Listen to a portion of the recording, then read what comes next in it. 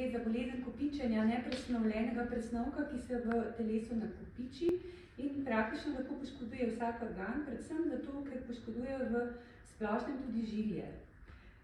Prvi znaki pri otrocih se začnejo lahko sorazmerno zelo zgodaj, že tam po 5., 6. letu. In običajno je res vodilna ta bolečina, čeprav je verjetno zato tako v fokusu, ker je najbolj moteča, najbolj spremeni kvaliteto otrokovega, kasneje bolnikovega življenja. So pa seveda tudi pridružene težave.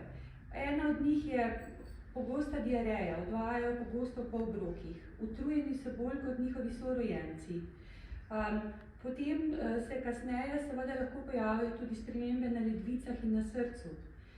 Istočasno pa vse to spremlja lahko tudi slabša rast, bom rekla, spremenjeno psihološko stanje zaradi teh bolečin, če niso ustrezno obravnavane in diagnosticirane. Pojavijo se spremembe na očeh, na sluhu, lahko je tudi, bom rekla, tisto stalno zvonjenje v ušesu, ki ga imajo nekateri bolniki. V celoti se te bolezenski znaki stopnjujejo in starejši, ko je bolnik, bolj so, rekla, ogrožujoči, predvsem na ledvicah in srcu.